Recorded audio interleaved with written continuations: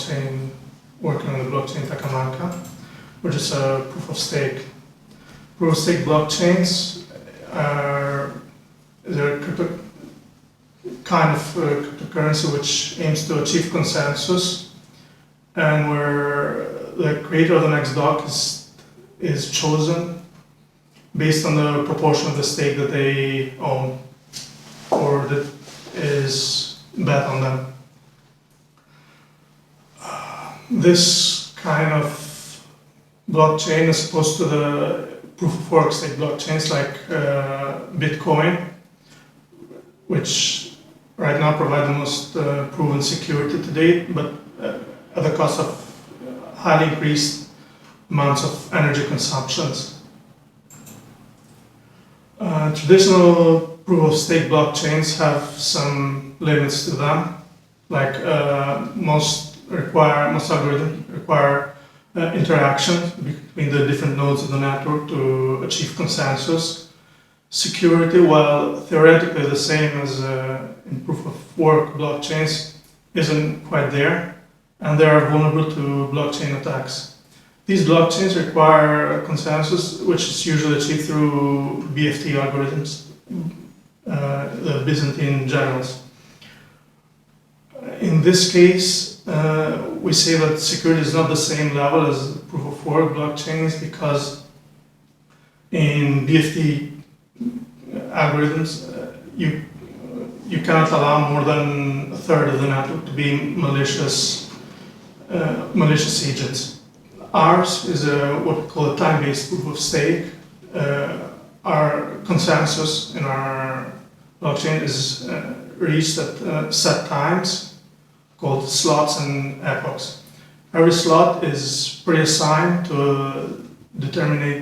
a certain node in the network through an algorithm that we call a verified random function. The number of slots assigned to each node are proportional to its stake.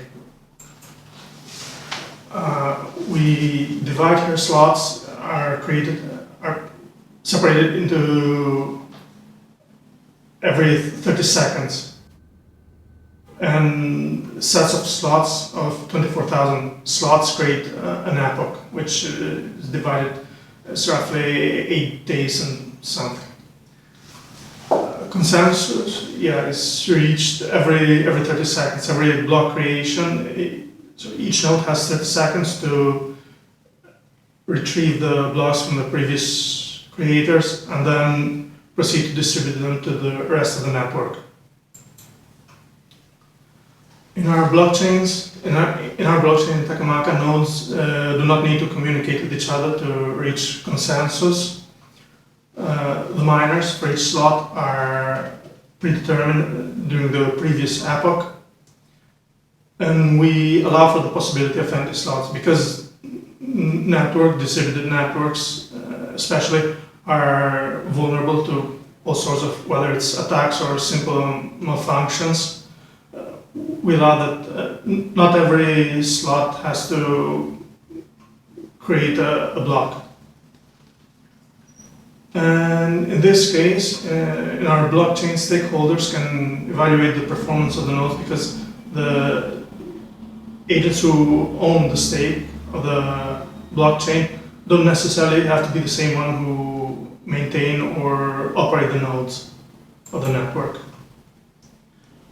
One of the other things that we have in our blockchain is stake delegation, which is that stakeholders don't necessarily need to manage the nodes that operate in the network.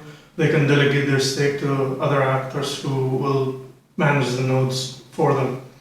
This gives the stakeholders sort of an overview role as well as simply owning the stake of the network. In this way they can effectively manage and see how the various nodes operate, how efficiently, and then change their bets, their stake accordingly. If the node doesn't operate well or has a lot of issues, they can then just choose to transfer their stake to a better operating node or pool of nodes. One of the main issues usually with blockchains is centralization. In our case, we try to have as little of it as possible. We don't have a pool of nodes that decide who mines, but instead every node gets to mine as long as they have enough stake bet on them. Each node to be considered to be a miner needs to have a percentage of the total stake bet on the network assigned to it. This is the only way that, otherwise they would just be what we call copy nodes, or nodes that just serve to extend the network but don't actually do the mining. Everyone can set up a node and hold a copy of the whole blockchain, but only set nodes with certain properties can become miners.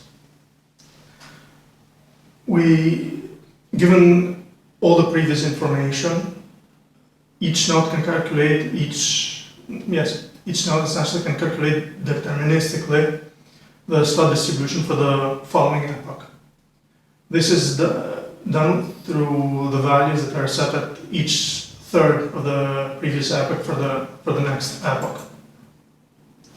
We have here a sort of possible distribution, much simplified ones with only 3 nodes and 3 betters, and a very low number of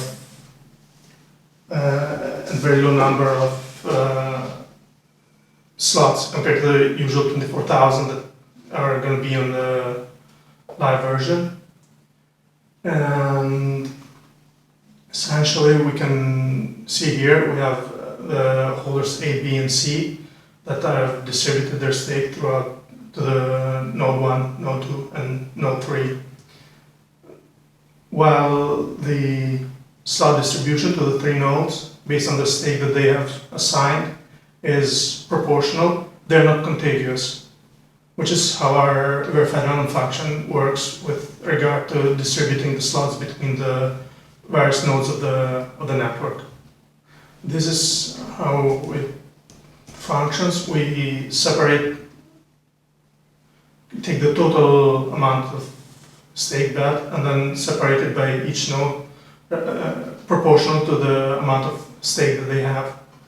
And then through our algorithms, order each node. So everyone, as I said previously, would be able to then calculate this distribution autonomously without needing to speak or reach some sort of consensus with the rest of the network. These addresses, everything, they are unique because each address has to be unique, and through our algorithms they are then distributed evenly among the nodes based on the stake that they have. Let's explain a bit better how we consolidate the blockchain in case of forks. Let's assume in this case that we have 2 forks in addition to the main blockchain. In this case, we have the main blockchain the nodes in the main blockchain that make the generated blocks 1, 2, and 3. And then we start having a fork at the 4th slot. We have denoted here the weight of the blocks that we've given each block a weight of 1 for simplicity in this case. So we'll have the weight would be 3 up to this point. Then at the first fork we have a weight of 4, and then another one weight of 4, because this block essentially will point to this one, otherwise it wouldn't be a fork. And then we start generating. We have fork, and another node that attaches itself to the main address. At this point, the chain with the longest range will be this fork here because it has a weight of 5, but as time goes on and blocks are continually generated, this may change. Forks, in our case, aren't a problem. Well, they are a problem, but not a tremendous one, because only one node can generate a block at any given slot. They are predetermined, as we mentioned earlier. So we can never have a situation where, for the same slot, we have 2 or more blocks generated. One of these would have to be, just would not get accepted by the network, because everyone has already calculated it. Everyone knows who will mine this slot here. Now, there are a number of reasons for which forks can happen, whether it's separation of network or part of the network simply wants to go another route. But in our case, the most the fork can achieve really is to obscure some transactions, in which case they just be sent and be included by another block. Because the nodes who mine the blocks aren't continuous, but are evenly distributed throughout the epoch, there's really not much damage. At the end of each epoch, these, even if there are several forks in the chain, when everything is consolidated, only the chain with the highest weight is considered. So in this case, if the epoch had stopped here at this point, since this chain, the red one, has a weight of 5, this one would be continued, and every transaction that was included in the other blocks, in this case, this one, would just get dropped. They would have to be resent again from whoever sent them. They wouldn't be included in the blockchain. So as long as node respects the protocol of the network, forks aren't really that huge of a problem. So in this case, we have drawn a simplified version of a possible fork situation. We have 3 nodes, and they all decide to fork at some point. The blue node with the highest stake has more slots assigned to it as opposed to the other 2. In this case, well, what happens is that even if the other 2 nodes fork and they create their own blocks, and we can never have a situation where on the same slot there are more blocks created, because at every slot has its miner already predetermined from a third, and it's calculated as 2/3 of the previous epoch. So if we consider that we are in epoch 2, where we have these forks, since this point here, everyone can calculate who gets to mine what slot. So we can never have a situation where there are more blocks created for the same slot. This simplifies things by quite a bit and allows us to use the weight of each block and of the chain in general, which is essentially this one, to achieve a sort of passive consensus on the longest chain that is to be propagated into the following epochs. So in this case, the transactions that are included in the blocks created by the 2 forks, since at the end they don't have the weight necessary to continue, because this one has more slots assigned to it, they will just simply be dropped. All the transactions that have been sent to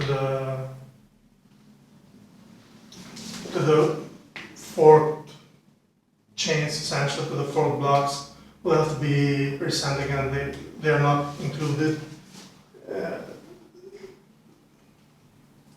They are not a drop. They will have to be resent. This also avoids us the issue of double spending, which is quite a problem in blockchains. At the end of the day, consensus here is reached passively because every node has to propagate, has to attach its blocks.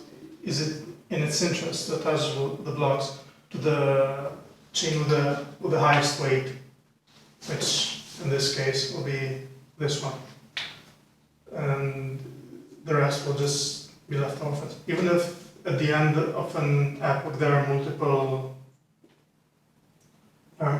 multiple forks, only the one with the highest weight is considered and then propagated into the following epoch, and so on. Okay, now one of the other issues that we can have in our blockchain, because we have stake delegation, is that main and overflow addresses have no control over the stakeholders who bet on them. We previously mentioned that there's a lower limit to any one node becoming a miner.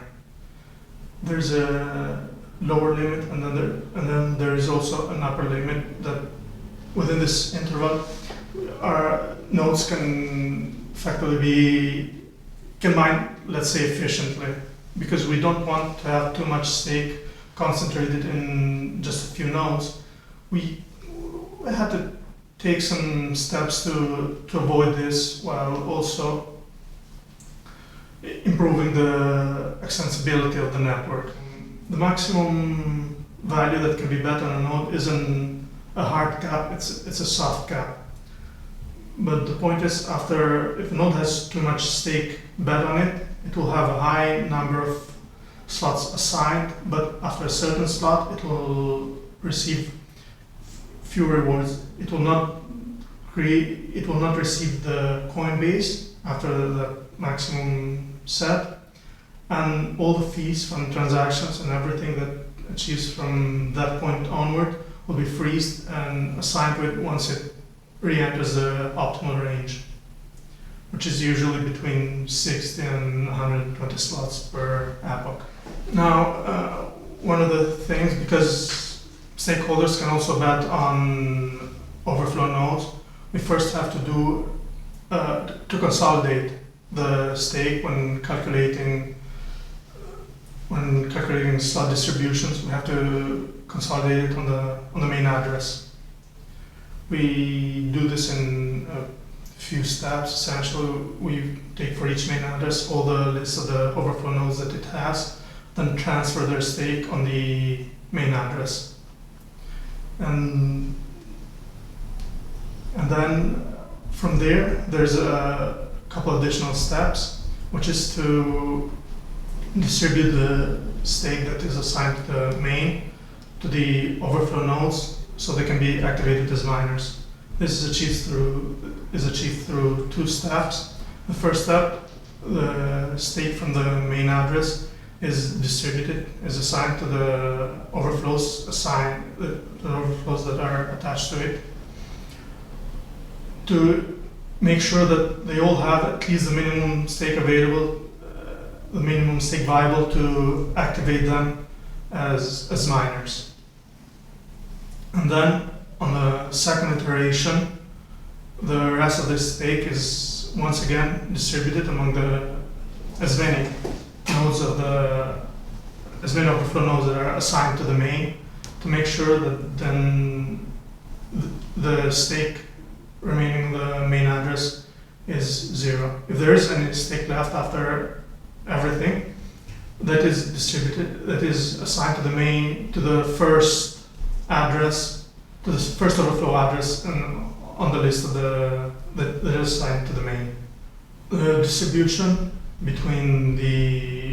for for the rewards, the fees, and everything is 20/80. 20% goes to the miner, to the node, essentially, while 80% is then distributed among the stakeholders, among the bettors of the node in question.